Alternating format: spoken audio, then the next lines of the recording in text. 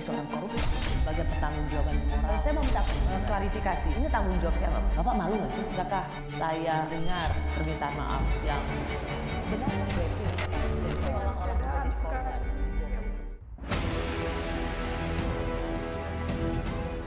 Pengumuman penetapan tarif oleh Presiden Amerika, Trump 2.0, kita melihat bahwa economic uncertainty-nya langsung melonjak.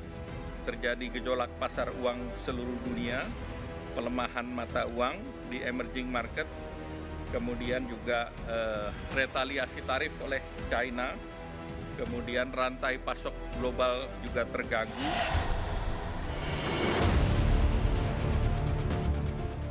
Saya rasa semua ekonom yang sudah belajar ekonomi tidak bisa memahami. Jadi ini juga sudah tidak berlaku lagi ilmu ekonomi. Yang penting pokoknya tarif duluan. Karena tujuannya adalah menutup defisit. Tidak ada ilmu ekonominya di situ.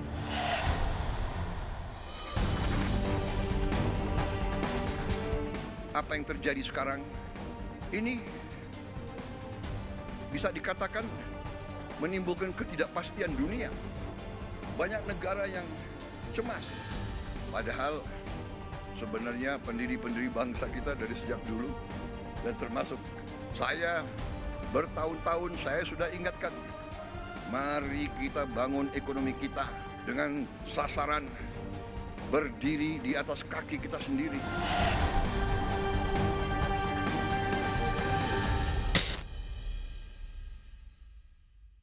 Selamat malam.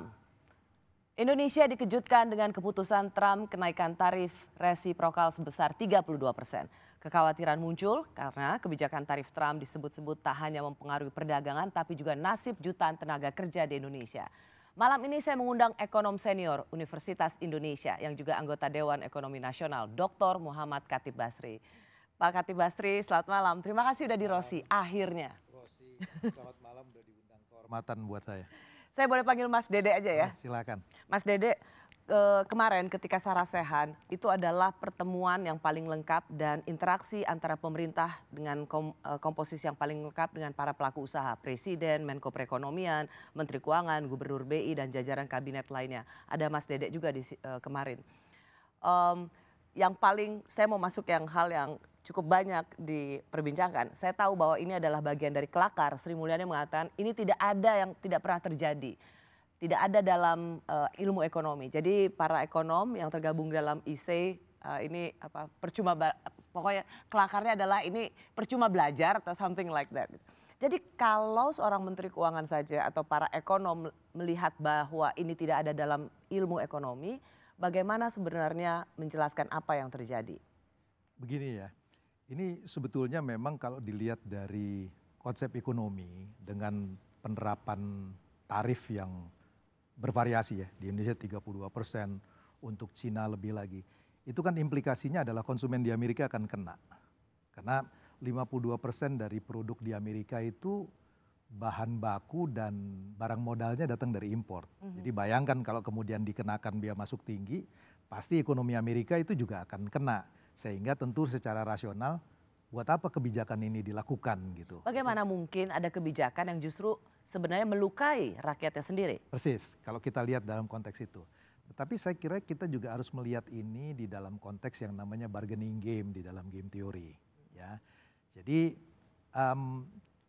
cara saya melihat adalah bahwa Presiden Trump menggunakan trade policy itu sebagai alat untuk bargaining. Istilahnya tuh weaponized trade, ya, sebagai weapon, sebagai senjata untuk bargaining. Jadi di dalam konteks ini objektifnya bukan soal mengenai tarifnya itu sendiri, gitu, tetapi objektifnya adalah bagaimana negosiasi deal yang ingin diminta itu bisa dilakukan, ya. Dan tentu ada alasan untuk ini, karena kalau kita lihat dari pernyataan di USTR ya, United States dari Trade Representative atau dari White House, salah satu alasan mengapa mereka perlu melakukan reciprocal tarif itu adalah karena menganggap defisit perdagangan di Amerika itu besar. Nah, kalau defisit perdagangan di Amerika itu besar, ini akan melemahkan industri manufaktur di Amerika. Selain itu akan membuat ketergantungan tinggi untuk industri pertahanan. Jadi cara dia melihat bahwa ini adalah ancaman. Nah, artikulasi ini yang kemudian dijual dan di mana-mana ini cukup populer, ya. Nah, kalau kemudian dia melakukan reciprocal tarif, ini akan memaksa banyak negara untuk datang dan negosiasi dengan Trump. Dan saya kira Ini berhasil. sampai saat itu berhasil karena kita lihat, saya ambil contoh negara ASEAN. Semua negara ASEAN itu mengirimkan delegasi atau berbicara untuk kemudian bernegosiasi dengan Amerika. Yang tidak masuk di dalam kalkulasinya adalah Cina melakukan retaliasi, ya, atau EU yang masih belum bikin decision untuk itu. Mas Dede, karena saya kemarin ketika Cina akhirnya melakukan pembalasan dan kemudian White House mengatakan if you punch United States, President Trump will punch you back. Jadi kalau kamu menghantam Amerika, Presiden Trump akan menghantam balik. Jadi ini yang kemudian tidak ada yang mengira bahwa Cina akan melakukan perlawanan, tapi dilawan lagi oleh Amerika dengan 125% tarifnya. Apakah kemudian ini sesuatu yang di luar kalkulasi Trump atau ini sesuatu yang sebenarnya sudah ada dalam hitung-hitungan bluffingnya Trump? Tentu saya nggak bisa menjawab secara pasti ya, tetapi saya melihatnya secara ini perhitungan rasional ya. Bayangkan kalau kemudian Amerika menerapkan biaya masuk 125%, itu produk dari Cina itu tidak akan ada yang beli di Amerika Serikat. Kalau kenaikannya 125, mudahnya dari harga 100 jadi naik jadi 225 misalnya begitu ya. Itu nggak ada yang bisa beli dengan itu. Dan implikasinya apa? Akan ada shortage di dalam stok di dalam 3 bulan. Kalau shortage itu terjadi, maka orang itu akan protes, ya, akan minta. Saya kasih contoh deh sekarang ya, ini menarik ya. Karena perdebatannya sudah terjadi secara terbuka antara advisor dari Presiden Trump yang namanya Elon Musk dengan Peter Navarro. Ya, Peter Navarro menuduh Elon Musk itu punya konflik of interest. Karena apa? Kenaikan tarif ini mengganggu produksi Tesla. Jadi ini akan memunculkan berbagai dinamika politik yang muncul di Amerika Serikat. Saya tidak tahu apakah ini masuk di dalam bagian kalkulasi Trump atau tidak bahwa kemudian Cina melakukan retaliasi. Tapi yang ingin saya sampaikan adalah retaliasi ini berbahaya. Karena kalau kita lihat Rosi, sejarah itu mengajarkan bahwa yang namanya depresi besar di tahun 1930 itu terjadi karena semua negara melakukan retaliasi. Akibatnya global trade-nya turun. Kalau global trade-nya turun, ekspor semua negara anjlok, orang kehilangan pendapatan, terjadilah apa yang disebut oleh Keynes sebagai downward spiral. Ya, itu ditarik ke bawah, investasi turun, konsumsi turun, orang tidak punya harapan, karena tidak punya harapan dia tidak mau invest lagi. Itu yang menjelaskan mengenai Great Depression terjadi di tahun 30. Jadi sangat berbahaya. Bagusnya adalah sebagian besar negara ASEAN, saya baru kembali dari pertemuan ASEAN untuk Finance Minister Governors Central Bank Meeting kemarin ya. Kelihatannya mood di ASEAN adalah tidak melakukan retaliasi. Ya, Perdana Menteri Singapura juga langsung merespon cepat dan mengatakan tidak akan retaliasi. Kalau bicara soal perang antara Amerika dan Cina dan saling membalas, apakah kemudian semalamnya waktu Amerika, kita berbicara saat ini pada tanggal hari Kamis ini 10 April, kemarin waktu Amerika akhirnya ada semacam pause selama 90 hari. Apakah ini juga semacam Trump menyerah atau juga melunak karena konsentrasi dengan Cina yang saling membalas? Jadi ada untungnya juga bagi mereka yang tidak melakukan retaliasi. Saya kira dua hal itu kemungkinan itu bisa. Sekali lagi kita tidak pernah tahu kartu apa yang akan dipakai Trump. Ini kan bargaining ya. Di dalam bargaining itu, kalau di dalam konsep bargaining game itu Rosi, yang menang di dalam bargaining adalah mereka yang less to lose. Orang itu akan menang di dalam bargaining kalau dia paling tidak takut kalah. Ya, karena kalau toh dia kalah itu nggak ada soal dengan dia. Nah, kita tidak tahu persis mengenai kartu Trump. Tapi yang ingin saya sampaikan adalah mungkin juga ini terjadi karena efek di financial market di Amerika, di mana bondnya itu mengalami penurunan. Reaksi dari Wall Street itu sangat luar biasa. Dan jangan lupa bahwa sektor finansial di Amerika itu punya kekuatan politik. Jadi ini ramifikasi dari berbagai hal ini saya kira yang juga kemudian membuat itu akan jadi realistik. Karena kalau saya boleh ya jelasin silakan. mengenai trade balance. Ini pertanyaannya adalah apakah kebijakan Trump dengan reciprocal tarif ini akan menyelesaikan persoalan enggak? Ya, karena ini akan punya implikasi ke dunia. Sebetulnya ya, yang disebut sebagai defisit di dalam neraca perdagangan itu kan terjadi karena ekspornya lebih kecil dari impor. Kenapa sih bisa terjadi begitu? Karena produksi domestiknya itu tidak cukup untuk kebutuhan domestiknya. Sisanya jadi harus diimpor. Jadi solusinya sebetulnya cuma dua. Produksi dinaikkan atau konsumsinya dipotong. Ya kan? Kalau kita mau naikin produksi berarti kita harus tambah investasi. Kalau investasi mau ditambah harus ada cukup uang untuk membiayai investasi. Jadi ada antara tabungan dengan investasi. Nah sekarang coba kita lihat. Yang dilakukan Trump adalah menaikkan defisit anggaran. Ini rencananya dengan memotong pajak. Kalau defisit anggaran dia lakukan itu tabungan nasionalnya turun. Karena kan dia defisit. Berarti semakin besar itu selisih antara kebutuhan tabungannya dengan investasinya. Jadi implikasi dari defisit anggaran di Amerika, neraca perdagangan dia akan makin buruk. Kalau neraca perdagangan dia akan makin buruk, dia atasi dengan biaya masuk, reciprocal tarif. Apa implikasinya? Tadi saya sudah sebutkan. Yang terjadi adalah inflationary di Amerika. Harga barangnya akan naik. Kalau harga barang akan naik, maka the Fed itu tidak bisa menurunkan bunga. Karena kalau tidak, dia tidak bisa mengatasi inflasinya. Kalau the Fed tidak bisa menurunkan bunga, maka nilai tukar Amerika ini yang terjadi, mata uang dolar, terhadap semua currency itu akan menguat. Kalau apresiasi dolar terjadi, maka akibatnya harga barang ekspor Amerika jadi mahal. Importnya jadi lebih murah. Ini akan memperburuk trade balance. Makanya ini yang Bu Sri Mulyani tadi katakan, ini nggak masuk di dalam pikiran teori dari konteks itu. Tetapi yang saya kira yang dia gunakan adalah bargaining game. Ya, di mana dia mau istilahnya, saya nggak mau cerita mengenai teknis di sini, itu yang disebut sebagai Bayesian game. Ya, dia mau bargain di sini. Berapa kartu yang ditaruh, kemudian responsnya seperti apa. Kita akan melihat bahwa proses ini akan masih berlangsung cukup lama sebenarnya. Nah, kalau kita lihat setelah kebijakan Trump tadi, the Liberation Day, orang Indonesia selalu mengatakan untung kita lagi libur sehingga tidak langsung chaos dengan pasar saham dan rupiah. Tetapi hampir seluruh dunia pasar sahamnya anjlok. Bagaimana menjelaskan kebijakan tarif Trump itu kemudian meluluh lantakan semua pasar saham di dunia? Oke, penjelasannya seperti tadi yang saya sampaikan. Kekhawatiran orang paling besar itu adalah kalau terjadi perang dagang. Amerika naikkan tarif, Cina naikkan tarif, EU naikkan tarif, ASEAN naikkan tarif. Akibatnya apa? Global trade collapse. Kalau global trade collapse, ekspor akan turun. Kalau ekspor akan turun, GDP growth akan turun. Kalau GDP growth akan turun, investasi turun, konsumsi turun, ekonomi global akan mengalami resesi. Nah, orang di financial market kemudian rugi bilang, langsung. Ya, kalau saya taruh uang di pasar saham, perusahaannya rugi, saya rugi dong. Sebelum itu terjadi, mereka jual karena financial market bekerja 6 bulan sebelum sektor real berjalan.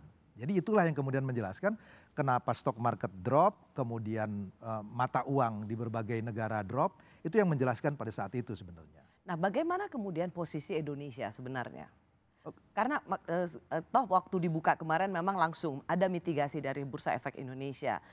Kalau mau dihentikan sementara kalau dropnya terlalu jauh. Tetapi memang itu tidak mampu menghentikan kejatuhan pasar saham Indonesia. Apakah memang pengenaan tarif 32% untuk Indonesia itu juga dilihat sebagai hukuman yang cukup berat untuk Indonesia? Karena kita melihatnya begini, tentu kalau misalnya pasar saham di berbagai negara drop, orang itu juga melihat kemungkinan akan ada dampak pada ekonomi Indonesia. Dan saya mesti katakan ya, saya pernah jadi Menteri Keuangan, pernah jadi Kepala BKPM, investor itu ngerti mengenai apa yang terjadi di satu negara. Jadi kita itu nggak bisa datang dengan cerita yang bahwa nggak akan ada apa-apa. Mereka bisa baca, mereka bisa lihat data. Jadi it is inevitable, di setiap negara ada risiko dari growth-nya slow down. Nah, sebelum itu terjadi, maka kemudian orang menjual sahamnya seperti yang saya jelaskan. Tetapi sebetulnya yang paling penting adalah sejauh mana dampaknya. Saya nggak tahu apakah kita mau bicara di sini sekarang mengenai dampaknya, I'll be happy to explain it to you.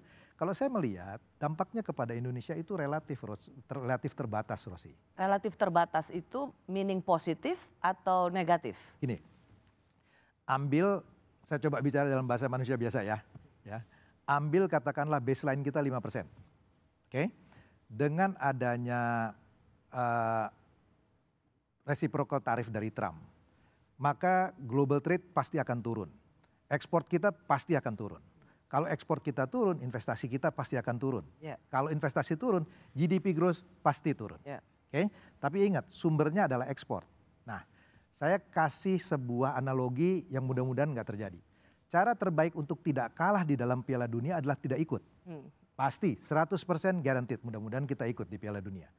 Cara terbaik untuk terhindar dari negatif global spillover adalah tidak terintegrasi. Jadi negara yang semakin terintegrasi pada global pasti akan terpukul jauh lebih dalam. Saya kasih contoh, Singapura rasio dari ekspor terhadap GDP-nya 180%. Vietnam 78%. Indonesia itu hanya 25%. Dan pasar Amerika itu hanya 10% dari kita.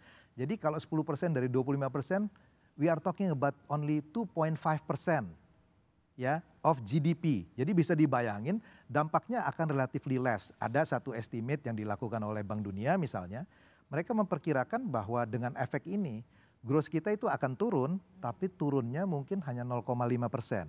Nah, saya tidak akan terlalu terkejut misalnya Singapura tahun ini pertumbuhan ekonominya akan lebih rendah dibanding kita. Mereka tadinya targetnya 1-3, mungkin angka terakhir mereka muncul dengan 2,8. Saya kira Indonesia masih bisa tumbuh di 4,5%. Tentu kita harus hati-hati, second round effect dari Cina tuh nantinya seperti apa. Jadi yang saya katakan bahwa relative speaking sebetulnya oke.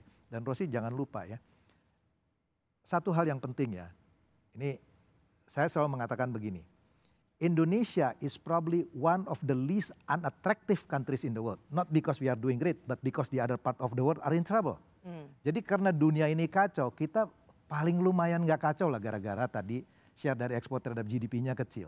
Dan investor kalau dia invest, dia akan melihat relatif karena they are not looking for perfection.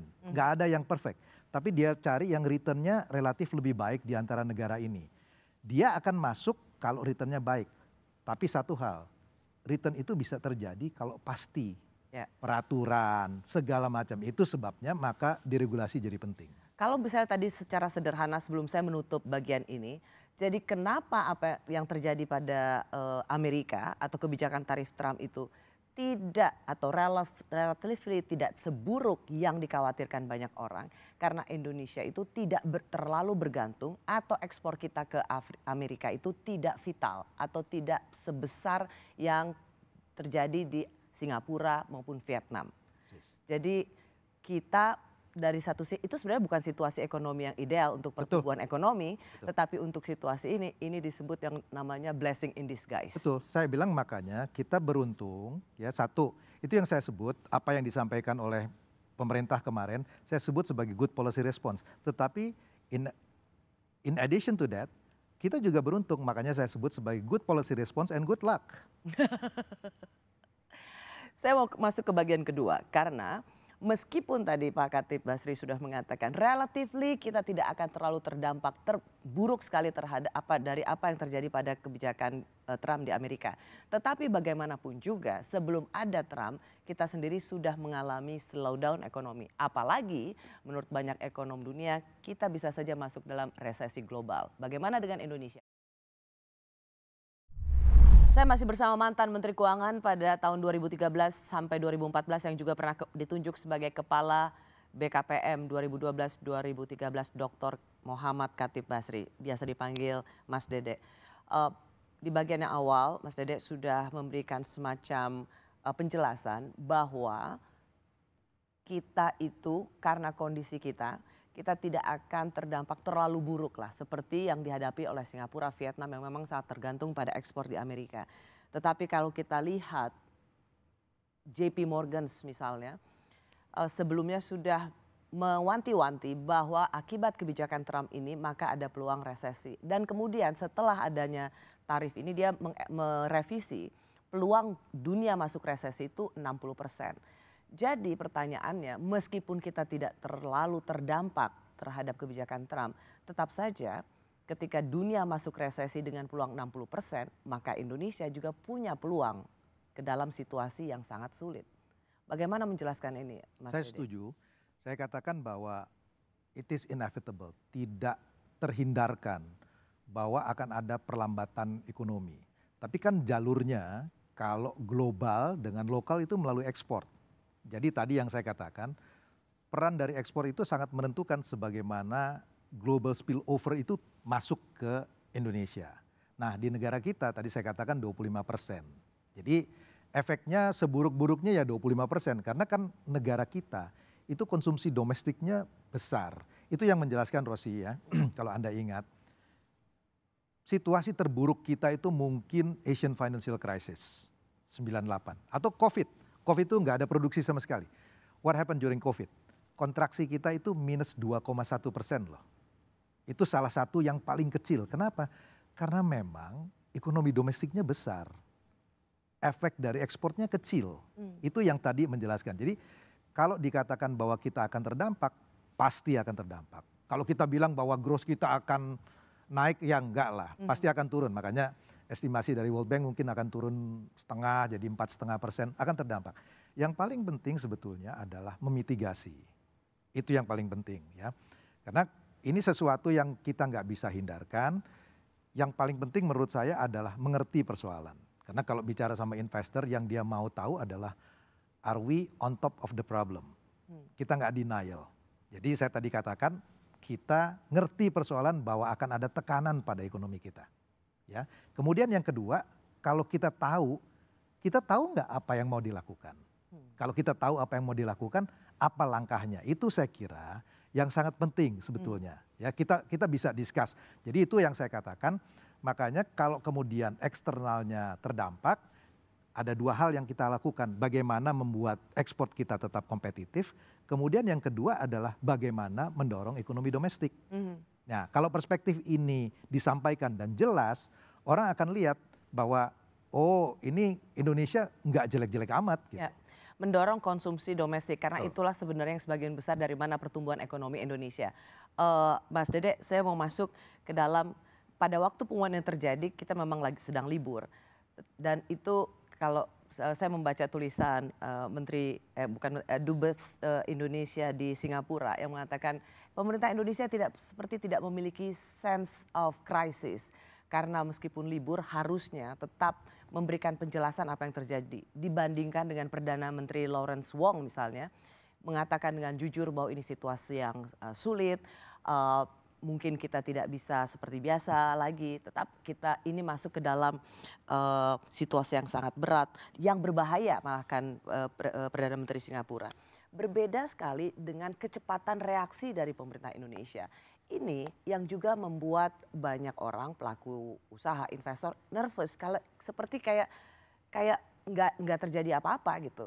Ada semacam ya tarsok-tarsok padahal semua orang sedang membicarakan apa yang terjadi pada Amerika.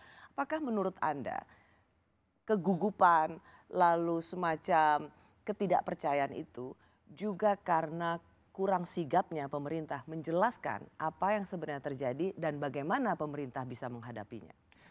Saya sebetulnya sangat menyayangkan ya bahwa informasi ini tidak muncul ke publik ya. Kenapa? Karena sepengetahuan saya, Rosi, pada saat itu terjadi, Presiden itu menghubungi Menko Perekonomian dan kemudian dilakukan meeting pada waktu itu yang dihadiri oleh, karena waktu itu kan ini bukan apologetik ya. Kalau di Singapura kan orang nggak lebaran kayak kita kan. Jadi pada saat itu kemudian sepengetahuan saya, Menko Perekonomian itu melakukan meeting dengan Menteri Keuangan, Menteri Perindustrian, Menteri Perdagangan, Menteri Luar Negeri untuk membahas mengenai situasi ini. Jadi bukan berarti bahwa saat libur itu tidak dilakukan apa-apa. Satu, mungkin ada soal di dalam komunikasi. Yang kedua saya mau bilang, apa yang dilakukan oleh Presiden pada waktu, tadi Anda juga bilang, hari tanggal berapa tuh? Tanggal 7 ya? Ya. Hari Selasa. Sarasehan ya. Itu saya kira baik sekali untuk kemudian menjelaskan mengenai apa yang akan dilakukan oleh government dan juga mendengar apa concern dari pelaku usaha. Misalnya ada concern mengenai soal regulasi dan Presiden menyampaikan, saya kira sebelumnya juga Menko Perekonomian juga menyampaikan bahwa salah satu cara yang diambil pemerintah adalah deregulasi. Nah, saya mau, kalau saya boleh saya bicara sedikit mengenai ini, Rosi ya. Satu begini, tadi saya katakan bahwa biaya masuk yang diterapkan Amerika 32% itu akan membuat harga barang Indonesia jadi mahal. Ya, kalau bodoh-bodohan kalau 100 jadi 132 atau sebagian diabsorb sama produsennya. Tapi dalam hitungan berapapun pasti harganya lebih mahal. Oke. Sekarang Indonesia kan pengusahanya tidak mau kalau barangnya lebih mahal, nggak ada yang beli dong. Jadi yang mesti dia lakukan adalah bagaimana menurunkan harganya. Tapi kalau dia menurunkan harganya dia rugi, perusahaannya bisa tutup. Nah sebetulnya ya ini blessing in disguise, bukan satu rencana. Apresiasi dari nilai dolar, di mana rupiahnya mengalami pelemahan, itu membuat harga barang ekspor kita jadi lebih murah kan. Katakanlah depresiasinya 5%, kenaikan tarif 32, udah tinggal 27. Nah, sisanya ini harus dikompensasi. Gimana caranya? Salah satu komponen yang paling besar di dalam bisnis di Indonesia itu adalah cost doing business. Ya, hambatan perizinan, bureaucratic hurdles, red tapes. Saya selalu mengatakan ya, secara berkelakar, even waktu saya di pemerintahan, one of the reasons of why many Indonesian become religious is because they have to deal with the government. Ya, salah satu alasan kenapa, karena nggak ada yang Anda bisa lakukan begitu tidak pasti kecuali berdoa. Nah ini kan isu ini mesti diadres. Addressnya tuh bagaimana? Dengan menciptakan kepastian. Saya juga katakan, saya tulis di dalam artikel saya. Uang di Indonesia nggak masalah, tapi masalah itu bisa jadi uang. Bisnis yang paling lukratif itu adalah bisnis membuat masalah. Ya, sehingga orang kemudian, nah kalau kemudian Presiden menyampaikan bahwa saya akan lakukan deregulasi. Begitu yang disampaikan oleh Presiden. Berbagai macam peraturan, beliau menyebut secara spesifik ya, bahwa akan dihilangkan, akan streamlining.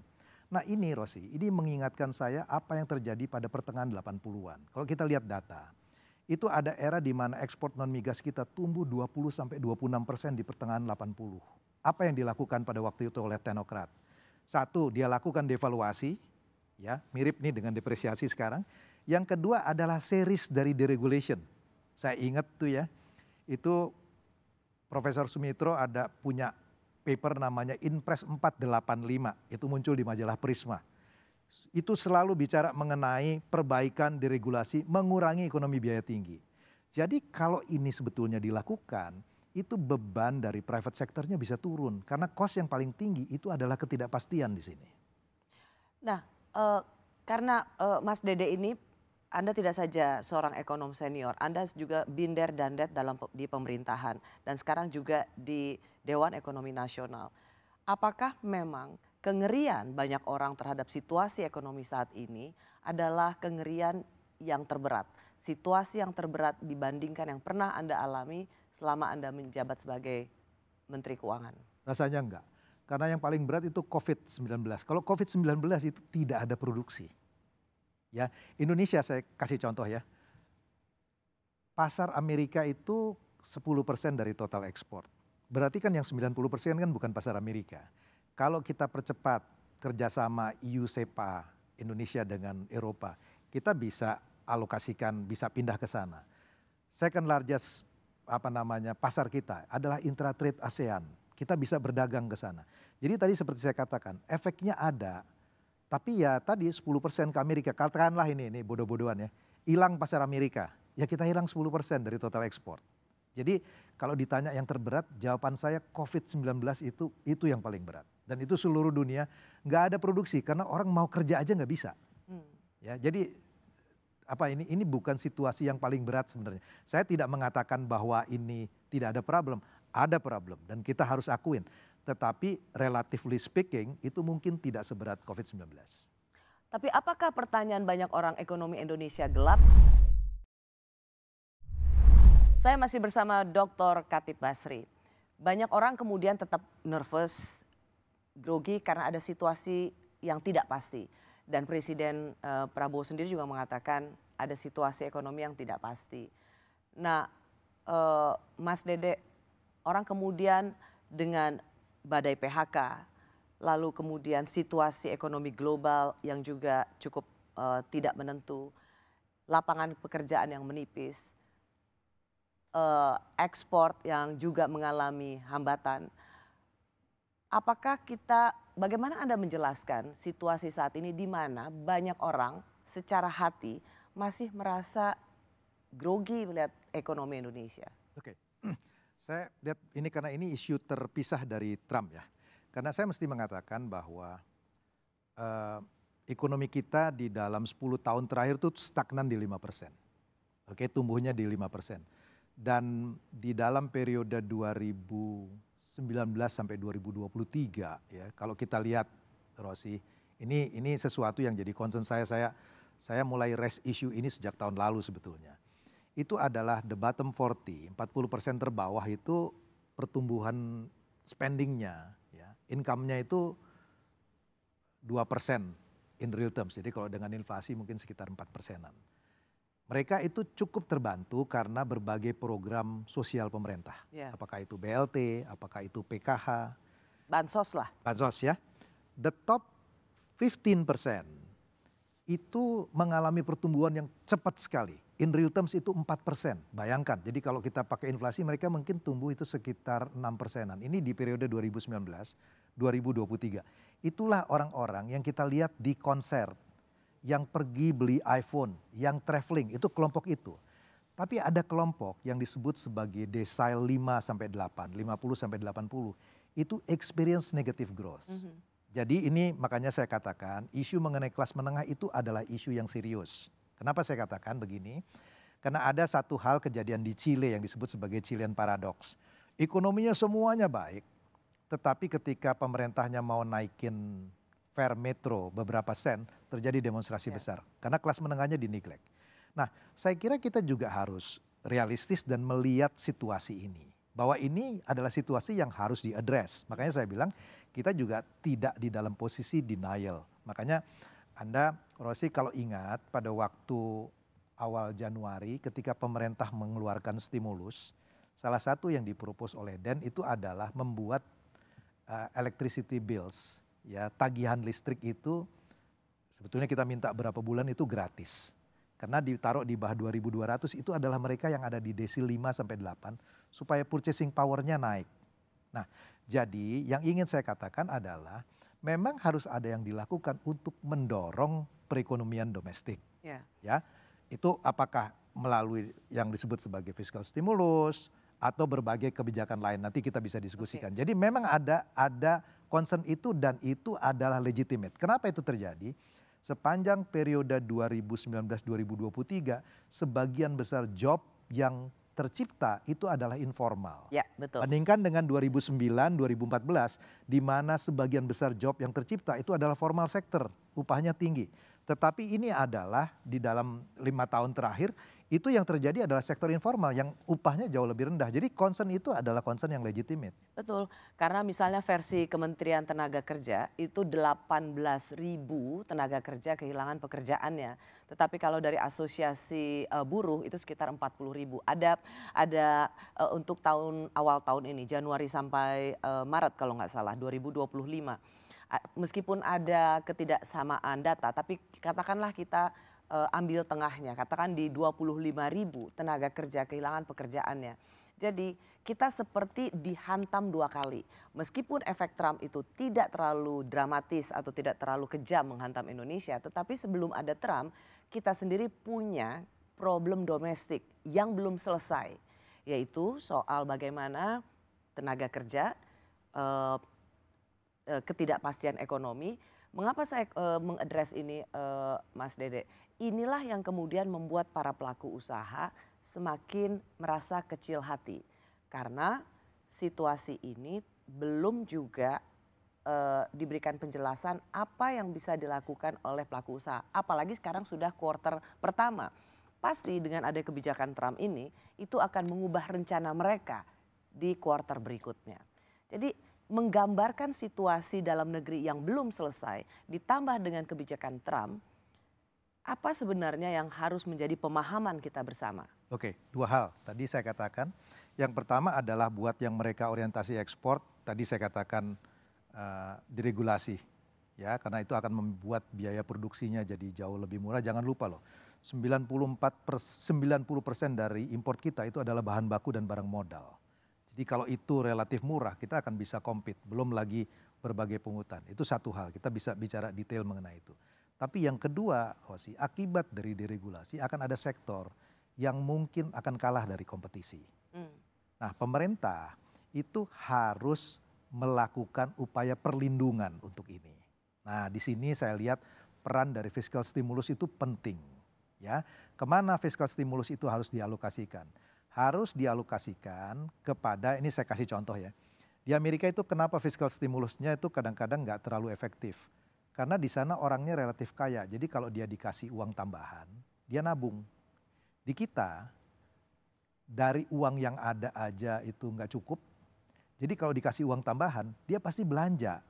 Nah, ini bertentangan dengan kalau kita waktu kecil disebutnya sebagai hemat pangkal kaya, jangan belanja. Tapi kalau mau memulihkan ekonomi, itu belanja pangkal pulih. Yeah. Ya, kalau Anda belanja, permintaannya ada. Kalau permintaannya ada, produksinya ada.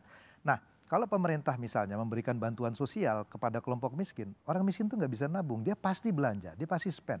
Permintaannya ada, kalau permintaannya ada, investasinya akan naik. Itu satu. Kemudian cari sektor yang bisa dieksekusi segera, yang punya backward forward linkage banyak. Apa misalnya? Pariwisata. Ya, pemerintah lakukan di dalam program sosial, apakah itu dengan MBG dan segala macam, percepat itu. Sehingga kemudian penyerapan dari anggarannya bisa terjadi. Ini yang saya bilang akan mendorong ekonomi domestik. Karena tadi seperti Anda bilang, porsi terbesar dari ekonomi kita kan adalah konsumsi. Ya, ini berbeda dengan pandangan istilah ekonominya tuh supply side. Supply side tuh percaya bahwa supply creates its own demand. Jadi kalau produksi ditambah, permintaannya ada. Di kita enggak, demand creates its own supply. Kalau permintaannya ada, maka perusahaan itu akan respon. Jadi yang paling penting adalah bagaimana mendorong domestic demand dengan cara supaya konsumsinya bisa jalan. Tetapi kritik juga diarahkan ke pemerintah karena tahu bahwa penerimaan negara tidak memiliki kemewahan. Tetapi kita juga tahu bahwa banyak program prioritas yang ingin segera digulirkan, MBG misalnya. Tidak ada yang salah dengan MBG, itu adalah tugas negara yang mulia untuk memberikan makan kelompok marginal, kelompok-kelompok prasejahtera. Tetapi problemnya adalah skala prioritas, sehingga dan kemudian danantara.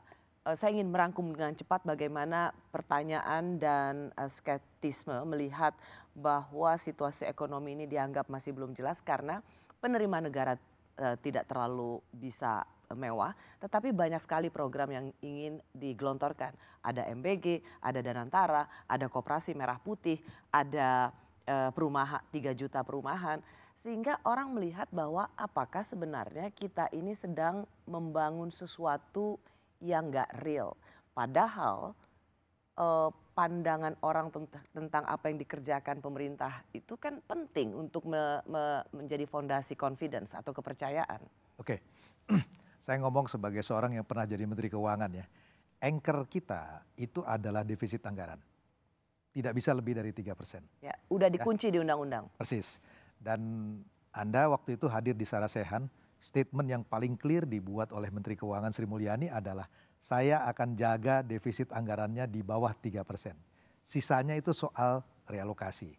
Dan jangan lupa bahwa angka pajak terakhir itu sudah mulai ada peningkatan. Tapi lepas dari itu, yang saya ingin katakan adalah kekhawatiran orang itu kalau kemudian fiskalnya jebol. Ya kan, lewat dari 3%. Tapi karena sudah dikunci, maka yang terjadi nanti adalah soal realokasi aja. Ke sektor mana? Nah, yang saya ingin sampaikan di sini sebetulnya adalah di dalam situasi seperti ini, yang paling penting dia dialokasikan kepada sektor yang multipliernya tinggi. Satu, kemudian executable segera. Karena kita butuh sesuatu itu bisa di-disburse. Karena kekhawatiran saya begini Rosi ya, ini kayak orang pinjam uang dari bank. Uangnya udah diturunin, harus bayar bunga, tapi investasinya belum ada. Itu kan berarti kan kita negatif carry, kita bayar bunga tanpa ada. Nah kalau kemudian itu bisa dipercepat, spendingnya bisa dipercepat, executable, saya kira sebetulnya isu mengenai concern mengenai fiskal itu akan bisa diadres dan pertumbuhan ekonominya bisa didorong. Tentu saya ingin katakan share dari fiskal terhadap GDP kita itu relatif kecil. Jadi yang paling besar sebetulnya yang paling penting itu adalah private sector, investment. Nah musuhnya private sector apa? Tadi saya bilang ketidakpastian.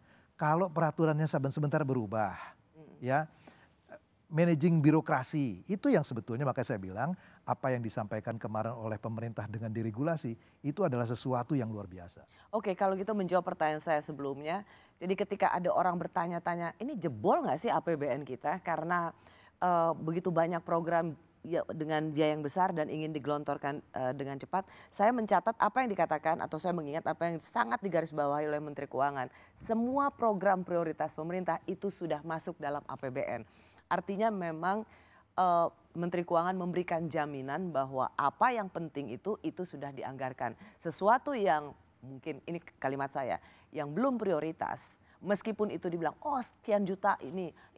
Ya kalau misalnya itu belum jadi prioritas, ya itu tidak akan dianggarkan dalam APBN. Kira-kira mungkin seperti itu ya. Untuk menjamin tingkat confidence bahwa ini bakal jebol apa enggak. Percayalah bahwa semua program-program prioritas yang memang dianggap penting, itu sudah menjadi bagian dari APBN.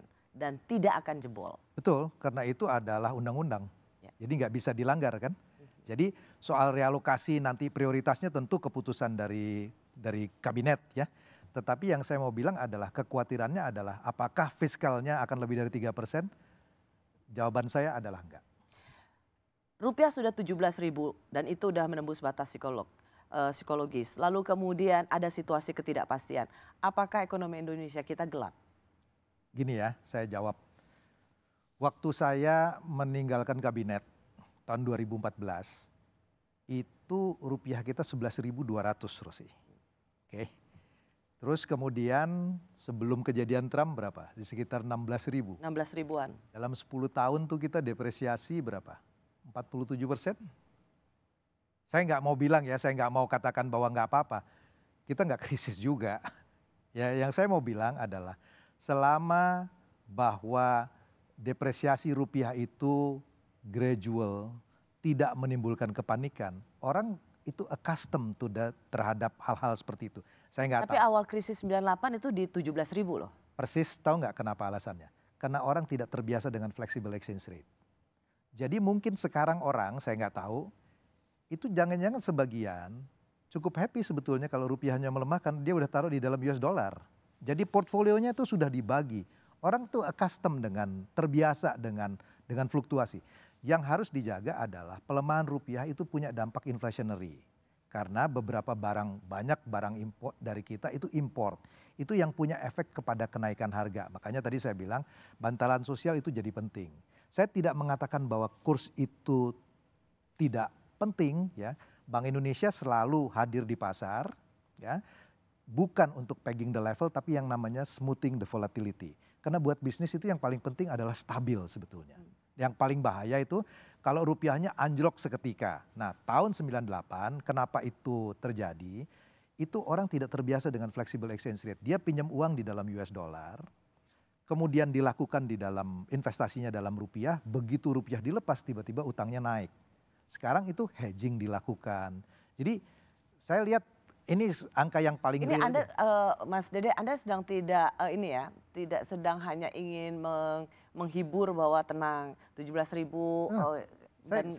Saya sama sekali nggak mengatakan bahwa depresiasi rupiah itu nggak penting ya. Maksudnya nggak ada soal. Selama itu sejalan dengan region. Karena jangan lupa loh. Kalau rupiah itu depresiasinya lebih kecil dibandingkan mata uang di region, akibatnya itu rupiah jadi sangat mahal. Kita nggak bisa compete loh, ya. Tetapi juga jangan depresiasinya jauh dibanding mata uang regional.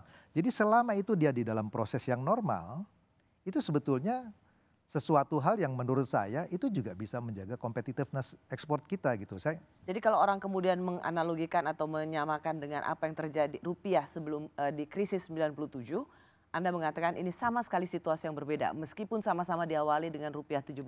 Sangat berbeda Rosi, karena begini. Awal dari krisis 98 itu adalah karena interest rate domestik itu mahal, di luar murah. Jadi orang pinjam uang dari luar, short term external borrowing, pinjam di sini, bikin proyeknya dalam rupiah, revenue-nya rupiah, utangnya dibayar dolar. Ketika Bank Indonesia lepas exchange rate-nya, tiba-tiba utangnya nggak bisa dibayar karena naik besar sekali. Ketika dia tidak bisa bayar, terjadilah krisis perbankan. Banknya macet. NPL kita saat itu 27%. Non-performing loans kita saat ini adalah 4%. Orang itu sudah lakukan naturally hedge. Kemudian yang kedua, jangan lupa, inflasi di tahun 1998 itu 60% akibat dari rupiah yang jatuh. Kemudian ada El Nino. Sekarang kalau kita perbandingkan, saya bicara mengenai angka, inflasi kita ada di kisaran sekitar 2%, 2%-an, 3%-an. Ya. Kemudian interest rate kita pada waktu itu karena 60% inflasinya, ditaruh di 80%, ya macet lah. Orang nggak bisa bayar balik lah. Kalau 80% siapa yang bisa bayar? Sekarang interest rate kita ada pada kisaran sekitar 7%-an. Di sini kalau lihat bond yield sekitar 7%-an. Saya tidak mengatakan karena orang tidak pernah tahu krisis kapan terjadi. Selalu ada black swan. Tapi kalau lihat dari indikator itu, selama managing economic policy-nya benar, mestinya nggak terjadi 98. Saya masih bersama Dr. Muhammad Khatib Basri. Mas Dede, saya menyukai sekali tulisan Anda di opini Koran Kompas. Makasih. Dan saya lebih suka di penutupnya sebenarnya. Oke. Karena sebab seperti kata Keynes, dari sudut rumahnya di Garden Square 46 London, masa depan dibentuk bukan oleh masa lalu, melainkan oleh harapan. Nah, kalau saya kembali ke soal bagaimana ada ketakutan tentang ekonomi Indonesia, apakah ekonomi Indonesia akan gelap, karena ada soal ketidakpastian. Ada satu harapan yang belum sama-sama dibangun antara apa yang dikerjakan oleh pemerintah dan apa yang sedang dilihat oleh masyarakat. Masih ada nggak sebenarnya harapan kita? Saya coba jawab itu ya, karena tadi Anda sebut mengenai Keynes. Keynes itu adalah seorang ekonom yang percaya sekali ekspektasi penting. Jadi misalnya nih, keputusan orang melakukan investasi itu bukan karena tingkat bunga. Tapi kalau dia yakin dia untung, dia akan invest. Tapi kalau orang sudah berangkat dari pesimisme, walaupun belum terjadi, dia akan memutuskan tidak invest. Kalau rasanya itu yang sekarang sedang terjadi di kita. Kalau dia memutuskan tidak invest, maka akibatnya tidak ada produksi, tenaga kerjanya berkurang, walaupun sebetulnya belum terjadi. Jadi karena itu dia selalu mengatakan bahwa ekspektasi atau harapan itu jadi penting. Nah, di dalam konteks ini, signaling itu penting. Komunikasi itu penting. Kenapa saya katakan, tadi kalau kita cerita, saya nggak mengatakan bahwa ekonomi Indonesia itu perfect, kita tumbuh 7%, nggak begitu ceritanya. Tetapi saya bicara di dalam konteks mengenai relatif. Ya, kalau saya investor, Rosi, saya akan cari negara yang secara relatif returnnya masih lebih baik. Saya bandingkan dengan Singapura, dengan apa. Tapi dengan syarat, tadi saya katakan, deregulasinya itu dilakukan. Pasti, dunia usaha itu nggak minta jauh-jauh kok. Ya, dia nggak minta tolong macam-macam, dia cuma minta jangan diganggu aja. Betul. Itu Pak aja. JK juga mengatakan itu. Pengusaha itu nggak perlu dikasih tahu, nggak perlu dibantuin. Yang penting jangan diganggu. Jangan diganggu aja. Mereka akan lakukan. Nah, kalau pemerintah bisa lakukan itu dengan economic deregulation ini yang dilakukan, itu sudah sangat menolong dan akan ada mengenai ekspektasi yang bagus. Yang kemudian yang paling penting juga adalah signaling. Signaling ini penting di dalam policy. Ada 1, 2, 3 success story yang orang itu kemudian merasakan manfaatnya. Ya, jadi langkah-langkah seperti ini di dalam konteks ini prioritas menjadi penting. Kalau kita bicara supaya sesuatu tuh ada success story-nya, orang merasa oh iya. Jadi itu akan menimbulkan kepercayaan. Saya dulu, Rosi, kalau saya boleh cerita ya, ini waktu dulu di BKPM ya. Itu kan investasi itu proses izinnya nggak pasti. Saya terinspirasi dengan Amazon. Kalau saya beli buku, saya tahu itu buku saya ada di mana. Jadi kalau orang mau invest, saya kasih PIN, dia bisa tahu dokumennya ada di meja siapa. Saya nggak menyelesaikan persoalan, tapi saya create certainty. Dengan begitu aja, mereka itu happy. Ya, sebuah proses. Nah, jadi hal-hal seperti ini yang saya kira bisa dilakukan untuk menumbuhkan sebuah, saya nggak menyebutnya optimisme, bahwa mereka melihat, oh ini pemerintah ini on top of the issue. Dia tahu apa yang dilakukan dan itu cukup. Ya, itu yang saya kira signaling itu yang penting. Kita masih menunggu 90 hari sebelum tarif 32% untuk Indonesia ini diberlakukan. Presiden Prabowo juga sudah mengirimkan delegasi untuk renegosiasi dengan pemerintahan Amerika. Sebelum itu kan bagaimanapun juga ada soal konsumsi dalam negeri yang harus diperhatikan. Tapi kita juga punya efisiensi 306 triliun yang sudah menjadi komitmen. Sebuah policy yang baik untuk mencegah kebocoran, tetapi juga ada situasi di mana kita butuh spending dari government atau yang juga memperkuat daya beli masyarakat. Apakah sebagai anggota DEN, Mas Dede juga merekomendasikan perlunya relaksasi dari efisiensi yang sebelumnya jadi keputusan?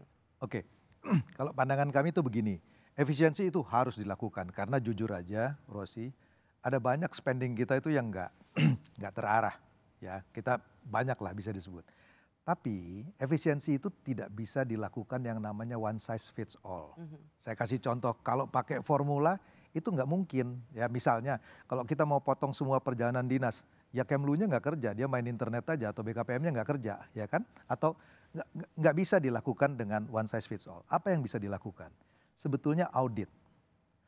Dari hasil audit, belanja mana yang tidak efektif? Itulah yang dipotong sehingga efeknya itu bisa beragam di berbagai kementerian lembaga. Nah, kalau uang dari itu kemudian bisa diserap, direalokasikan untuk tempat lain, saran kami sebetulnya dari DEN adalah kepada sektor yang bisa dieksekusi segera.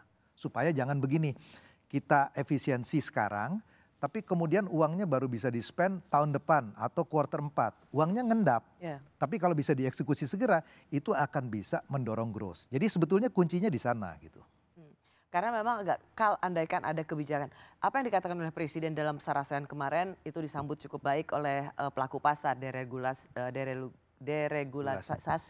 lalu penghapusan kuota impor dan TKDN. Tetapi juga ada yang ingin dilihat dengan cepat, yaitu tadi seperti misalnya relaksasi efisiensi supaya mempercepat konsumsi dalam negeri. Apakah itu sesuatu yang juga make sense? Sangat kalau menurut saya, apalagi di dalam era di mana belanjanya harus dipercepat. Karena di dalam situasi seperti ini, tadi saya katakan, belanja itu pangkal pulih. Ya.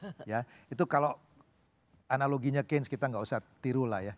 Dia bilang itu kalau mau ngatasin resesi ekonomi, orang suruh datang gali tanah dikasih uang, sore tanah yang udah digali diuruk lagi dikasih uang, maka di dalam berapa waktu orang punya uang dia akan spend, ekonominya akan kembali. Ini tentu menyederhanakan soal, tapi poin saya adalah belanja spending dari government itu menjadi penting untuk mendorong supaya investasi swasta kemudian jamin.